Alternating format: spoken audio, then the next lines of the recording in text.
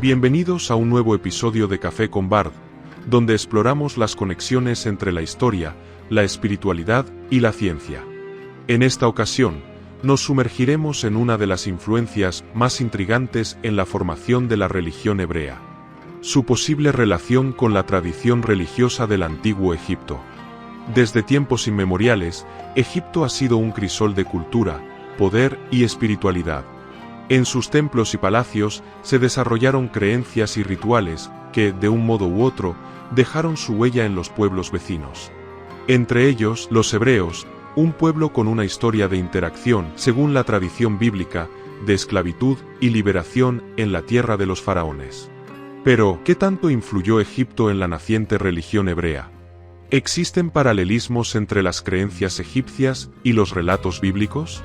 En este episodio, exploraremos estas preguntas desde distintas perspectivas: el contexto histórico de las tribus seminómadas en Canaán y Mesopotamia, los registros egipcios sobre semitas en Egipto y el misterioso silencio de los faraones respecto al Éxodo. También analizaremos las similitudes entre el monoteísmo de Akenatón y la adoración a Yahvé, los posibles vínculos entre la confesión negativa egipcia y los 10 mandamientos, y las sorprendentes coincidencias entre el Arca de la Alianza y las barcas sagradas de Egipto. ¿Son estos elementos prueba de una influencia directa, o simplemente reflejan patrones comunes en la evolución de las religiones? Acompáñanos en este fascinante recorrido por la historia, donde pondremos a prueba las evidencias y descubriremos si la luz de Atón iluminó el camino hacia el Dios único de Israel. Comencemos.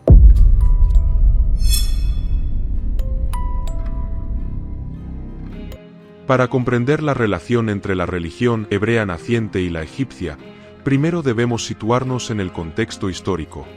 Tribus seminómadas que habitaban en Canaán y Mesopotamia. Entre las tribus seminómadas de Canaán, más destacadas que habitaban en estas regiones estaban los amorreos, que habitaban en la región montañosa de Canaán, en la zona que hoy es Israel y Palestina. También los cananeos, que eran los habitantes originales de la región de Canaán, que incluía la zona costera y las montañas. Estaban los fenicios, que habitaban en la costa de Canaán, en la zona que hoy es Líbano y sur de Siria. Los hititas, que, aunque no eran exclusivamente seminómadas, tenían una presencia significativa en Canaán durante el segundo milenio AC. Los jebuseos, que habitaban en la región de Jerusalén y sus alrededores. Igualmente, existían tribus seminómadas de Mesopotamia, como por ejemplo, los arameos, que habitaban en la región de Siria y Mesopotamia, en la zona que hoy es Irak y partes de Siria. Los asirios, que aunque no eran exclusivamente seminómadas, tenían una presencia significativa en Mesopotamia durante el primer milenio. Los caldeos, que habitaban en la región de Babilonia, en la zona que hoy es Irak. Y los medos, que habitaban en la región de Media, en la zona que hoy es noroeste de Irán. Como veremos en la segunda parte del vídeo, esta proximidad entre Egipto y los pueblos cananeos influenció en gran manera la naciente religión hebrea. Registros egipcios de semitas en Egipto. Uno de los relatos más icónicos de la Biblia es la esclavitud del pueblo hebreo en Egipto y su posterior liberación. Sin embargo, este episodio presenta un dilema. No hay registros egipcios que mencionen explícitamente un éxodo masivo de esclavos semitas ni plagas divinas.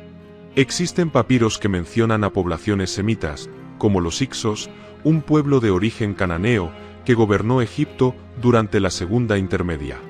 Algunos han especulado que los hebreos podrían haber sido confundidos con los Hicsos. El silencio de Egipto. Es común que las dinastías egipcias no registraran derrotas o eventos vergonzosos, lo que podría explicar la falta de evidencia del Éxodo. Algunos estudiosos ven el Éxodo como una construcción teológica que refleja la lucha por la identidad hebrea en medio de influencias extranjeras. Otros sugieren que pequeños grupos semitas escaparon de Egipto y su historia se mitificó con el tiempo. La leyenda de Sinú. Esta es una de las historias más fascinantes de la literatura egipcia antigua. Narra la huida de un noble egipcio llamado Sinú hacia Canaán después de la muerte del faraón Amenemhat I. La historia se desarrolla durante el reinado de Senusret I. Sinu era un noble y consejero del faraón Amenemhat y había participado en varias campañas militares en Nubia y Siria. Sinu se sintió amenazado por la corte real y decidió huir de Egipto. Viajó hacia el norte, cruzando el Sinaí y llegando a la región de Canaán. La corte del príncipe local, Amunensi, lo recibió con hospitalidad. Sinu se convirtió en un consejero valioso para Amunensi y se casó con una de sus hijas. Se convirtió en un hombre rico y respetado, y anhelaba regresar a Egipto, donde fue recibido con honores y se reunió con su familia. La leyenda de Sinu ha sido objeto de numerosas interpretaciones y análisis, y sigue siendo una de las historias más populares de la literatura egipcia antigua. La cercanía entre Egipto y Canaán permitió un constante intercambio de ideas, creencias y prácticas religiosas. Muchas similitudes entre la religión hebrea y la egipcia podrían explicarse por esta interacción. Elementos de influencia egipcia en la religión hebrea. La interacción entre las culturas egipcia y hebrea dejó huellas significativas en la religión hebrea. A pesar de que el judaísmo se desarrolló como una tradición monoteísta radicalmente distinta del politeísmo egipcio, varios elementos sugieren posibles influencias o paralelismos entre ambas religiones. Estos elementos incluyen la reforma monoteísta de Akenatón, similitudes entre los 10 mandamientos y la confesión negativa egipcia, paralelismos entre el Arca de la Alianza y las barcas sagradas egipcias, y prácticas sacerdotales compartidas. La idea de que los dioses egipcios fueran simplemente distintas manifestaciones de una única divinidad ha sido objeto de debate y reinterpretación. Aunque el antiguo Egipto es ampliamente reconocido como una civilización politeísta, hay evidencias que sugieren que su comprensión del divino era más compleja de lo que parece a primera vista. La idea de que los dioses eran manifestaciones de una única fuerza divina indica una tendencia hacia una visión unitaria de lo sagrado, aunque esto no llegó a materializarse como un monoteísmo estricto en la mayoría de los periodos históricos. Algunas corrientes de pensamiento modernas han reinterpretado el simbolismo y la mitología egipcia sugiriendo que el conjunto de dioses podría representar diversas facetas de un principio único y universal. Esta visión, sin embargo, es más una reconstrucción filosófica o espiritual que una descripción fiel de cómo se vivía y se entendía la religión en el antiguo Egipto. La hipótesis de que el antiguo Egipto practicaba una forma de monoteísmo sigue siendo controvertida, y depende, en gran medida, de cómo se interpreten los textos y prácticas religiosas. Sin embargo, es innegable que la teología egipcia tenía elementos que apuntaban hacia una comprensión profunda de la unidad detrás de la multiplicidad divina. La reforma de Akenatón y el nacimiento del monoteísmo. Un faraón contra los dioses. Atón, un aspecto del dios solar, Ra, que hasta entonces había sido solo una manifestación más de la teología egipcia. Akenatón llevó su devoción al extremo, cerró templos, persiguió a sacerdotes de Amón-Ra y trasladó la capital a una consagrada exclusivamente a su divinidad solar. El faraón proclamó una visión radicalmente distinta de lo divino. En los himnos dedicados a Atón, lo describió como el creador absoluto, aquel que da la vida a todo lo existente, que ve y gobierna desde los cielos, y que es el único digno de adoración. Una idea poderosa que eliminaba la intermediación de dioses menores y situaba al propio faraón como el único mediador entre la divinidad y los hombres. ¿Cómo fue posible semejante revolución espiritual? Y lo que es aún más intrigante, ¿pudo esta efímera reforma influir, siglos después, en la formación del monoteísmo hebreo? ¿Un vínculo oculto? La confesión negativa, moralidad en el juicio de Osiris. Según el libro egipcio de los muertos, el alma del difunto se presentaba ante 42 jueces divinos y debía recitar la confesión negativa, un listado de transgresiones que afirmaba no haber cometido. Solo aquellos cuya alma resultara pura eran admitidos en el paraíso de los egipcios, conocido como los campos de Yalu. Entre las declaraciones que el alma debía pronunciar ante los dioses, encontramos frases como: no he matado, no he robado, no he cometido adulterio, No he dado falso testimonio. No he blasfemado contra los dioses. Es difícil ignorar la similitud con los 10 mandamientos, donde encontramos prohibiciones como no matarás, no robarás, no cometerás adulterio, y no darás falso testimonio contra tu prójimo. Origen divino o autodeclaración moral. Los 10 mandamientos fueron presentados como un mandato divino absoluto e inquebrantable, impuesto directamente por Yahvé al pueblo hebreo. La confesión negativa, en cambio, era una declaración personal, donde el individuo afirmaba su pureza ante los dioses. En el judaísmo, la obediencia a los mandamientos es una obligación colectiva que regula la relación entre los hebreos y su Dios. En Egipto, la confesión negativa servía para asegurar la vida después de la muerte, con un juicio individual que determinaba el destino del alma. La ley hebrea es monoteísta y excluyente, solo Yahvé es el dador de la ley. La moralidad egipcia, la confesión negativa menciona a múltiples dioses como jueces. Algunos estudiosos sugieren que Moisés, criado en la corte del faraón, pudo haber estado expuesto a estas ideas y las reinterpretó en un marco monoteísta. En este sentido, los 10 mandamientos no serían una copia directa de la confesión negativa, sino una adaptación de principios éticos ya existentes en el pensamiento egipcio. Esta relación sigue siendo un enigma. Ambos textos reflejan una profunda preocupación por la moralidad y la justicia, aunque desde perspectivas teológicas distintas. El Arca de la Alianza y las barcas sagradas egipcias. El Arca de la Alianza es uno de los relatos más enigmáticos del Antiguo Testamento. Construida bajo las órdenes de Dios, contenía las tablas de la ley y representar la presencia divina entre los israelitas. Sin embargo, el concepto de un objeto sagrado transportable no era exclusivo de los hebreos. En el Egipto, siglos antes del relato bíblico del Éxodo, las barcas sagradas eran utilizadas para transportar estatuas de los dioses en procesiones rituales. ¿Podría el Arca de la Alianza haber sido inspirada en estos objetos egipcios? La Biblia relata que marchaba al frente del campamento hebreo, guiando su camino y otorgando protección en la batalla. También servía como punto central en la adoración de Yahvé, primero en el tabernáculo y luego en el templo de Jerusalén.